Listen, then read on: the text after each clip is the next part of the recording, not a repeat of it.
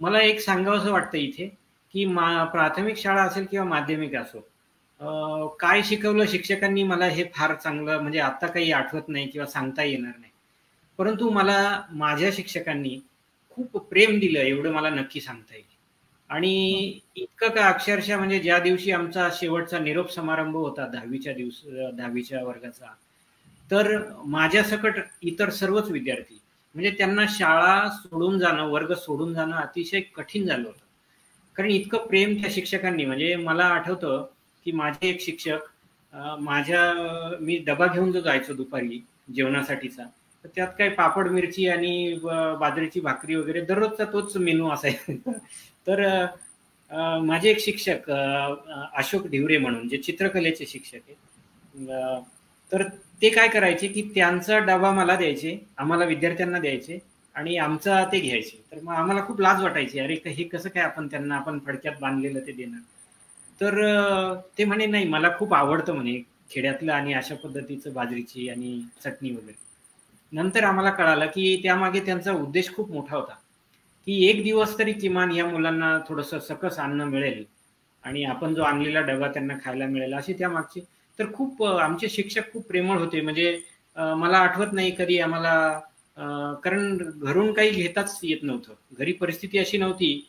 Pen जर घरी मागितला किंवा वही जर मागितली तर तुम्हाला ती उद्या शाळेत जाणं बंद होईल. कारण ते घरात इतके प्रश्न असायचे, आर्थिक चणचण असायची.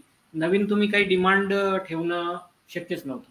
मग अशा वेळी आम्हाला शिक्षकच स्वतःच्या खिशातून, स्वतःच्या खर्चातून आणून द्यायचे. मी तेच सांगतो, की प्रेम खूप दिलं शिक्षकांनी. त्यामुळे आजही शिक्षक मला जिथे कुठे म्हणजे शिक्षकांचं मला स्मरण जरी झालं तरी मी त्यांच्या चरणी नतमस्तक होतो.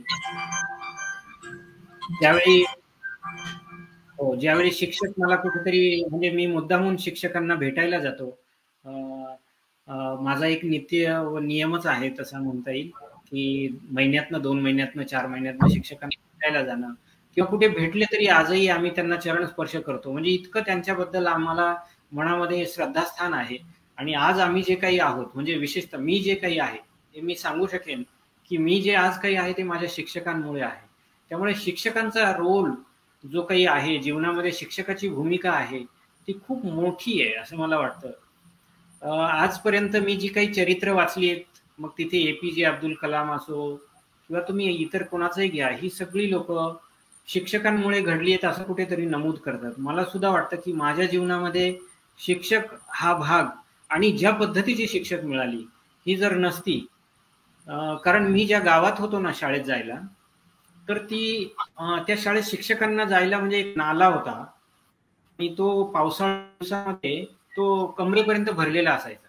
तर ही सगळे शिक्षक आणि शिक्षिका म्हणजे अक्षरशः कपडे वरती करून एकमेकाचा हात धरून ते क्रॉस करायचे ते गावात जाण्यासाठी. म्हणजे नदी पार करून जसं तो नाला किंवा ओढा जो म्हणतो तो क्रॉस करून शाळेत यायचे. आणि चिखल असायचा प्रचंड गावामध्ये कारण गाई, म्हशी म्हटल्यावर ते शेणाचं सगळं आणि शिक्षक आता मला आठवतं आमच्या एक शिक्षिका पडल्या देखील होत्या त्यामध्ये म्हणजे गरोदर काळामध्ये. तर मला खूप ते अजूनही आठवतं. अशा हं. प्रसंगी अ, ह्या शिक्षकांनी आम्हाला कुठेही वाटू दिलं नाही, की आम्हाला त्रास होतोय. पण खूप प्रेमाने शिकवायचे. जे काही सांगायचे अशी त्यांच्या मुलांपेक्षा जास्त आमच्यावर प्रेम करायचे हे शिक्षक आणि अजूनही करतात. अजून त्यांना भेटायला गेलं तर त्यांच्या डोळ्यामध्ये अश्रू असतात म्हणजे आनंदाश्रू असतात. तर मला अगदी वाटतं हे खूप गरजेचं आहे. शिक्षकांचा रोल किंवा भूमिका ही खूप महत्वाची आहे जीवनामध्ये.